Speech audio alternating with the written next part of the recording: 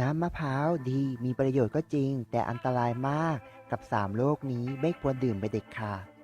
นายโอลิแชร์ออนพรีเซนต์สวัสดีครับสำหรับใครที่เข้ามารับชมอย่าลืมกด Subscribe และกระดิ่งแจ้งเตือนด้วยนะครับเอาละไปรับชมกันเลยวิดีโอคลิปนี้เราเปิดหัวเรื่องถึงโทษและประโยชน์ของน้ำมะพร้าวแต่ก่อนอื่นเราจะกล่าวถึงโทษและผลร้ายของน้ำมะพร้าวก่อนนะครับ สำหรับผู้ที่เป็นโรคเหล่านี้ไม่ควรรับประทานโดยเด็ดขาดครับ 1. โรคไตครับ เพราะในน้ำมะพร้าวมีสารอาหารเป็นอย่างมากครับ ซึ่งไตอาจจะทำงานหนักและปัสสาวะบ่อย จนถึงขั้นบางครั้งอาจจะทำให้คุณมีอาการขาดน้ำได้ ซึ่งไม่ใช่ผลดีเลยครับ รับรองได้เลยว่าเป็นโทษอีกด้วย 2. โรคหัวใจครับคนที่เป็นโรคหัวใจนั้นไม่ควรดื่มน้ำมะพร้าวโดยเด็ดขาดครับ เพราะสารอาหารและแร่ธาตุหลายชนิดที่มีงานวิจัยในต่างประเทศและในประเทศกล่าวไว้ว่าผู้ที่เป็นโรคหัวใจและดื่มน้ำมะพร้าวนั้นจะมีอาการแนวโน้มที่จะหัวใจล้มเหลวมากเป็น2เท่าเพราะฉะนั้นไม่ควรดื่มโดยเด็ดขาดนะครับ 3. โรคเบาหวานเบาหวานนั้นไม่ควรดื่มน้ำมะพร้าวโดยเด็ดขาดครับเพราะในมะพร้าวมีน้ำตาลที่สามารถไปเปลี่ยนแปลงเป็นพลังงานได้ก็จริงครับแต่ก็มีอีกส่วนหนึ่งที่สามารถกักเก็บไว้เป็นพลังงานเสริมได้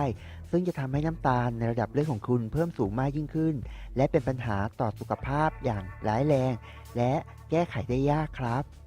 และคราวนี้มารู้จักกับประโยชน์ของน้ำมะพร้าวบ้างนะครับว่าเหมาะกับคนกลุ่มไหนกันบ้าง 1. นักกีฬาครับ เพราะน้ำมะพร้าวจะสามารถช่วยฟื้นฟูความเหนื่อยล้าในการเล่นกีฬาได้เป็นอย่างดี เพราะฉะนั้นสำหรับนักกีฬาแล้วถือว่าเป็นเครื่องดื่มที่วิเศษมากครับ 2. สามารถแก้การท้องเสียได้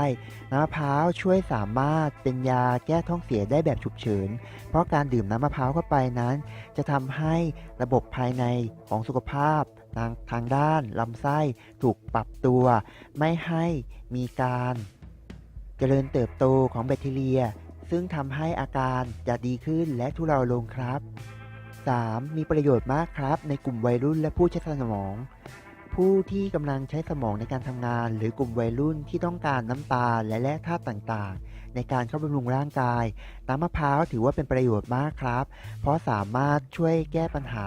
ทางด้านอัลไซเมอร์ความจำพัฒนาสมองและที่ดีที่สุดนอกเหนือจากนั้นยังเป็นสารกระตุ้นทำให้ร่างกายสดชื่นและมีไอเดียคิดใหม่ๆได้อย่างแน่นอนครับถ้าใครคิดไม่ออกลองดื่มน้ำมะพร้าวดูนะครับช่วยได้ 4. เหมาะมากครับสำหรับผู้ที่มีความดันต่ำเพราะการดื่มน้ำมะพร้าวจะเป็นการช่วยบำรุงร่างกายและสุขภาพทางด้านส่วนนี้ให้เพิ่มโดยไม่ต้องเติมทางด้านอาหารเสริมหรือยาแต่อย่างใดครับ 5. เป็นประโยชน์มากครับกับผู้ที่กำลังต้องการฟื้นจากไข้เพราะในน้ำมะพร้าวมีสารอาหารเป็นอย่างมากดูดซึมได้เร็วและแก้ปัญหาทางด้านร่างกายอ่อนเพลียเป็นอย่างดีครับเพราะฉะนั้นน้ำมะพร้าวนั้นจึงมีประโยชน์และสรรพคุณเป็นระดับต้นๆในการฟื้นไข้ที่ดีอย่างแน่นอน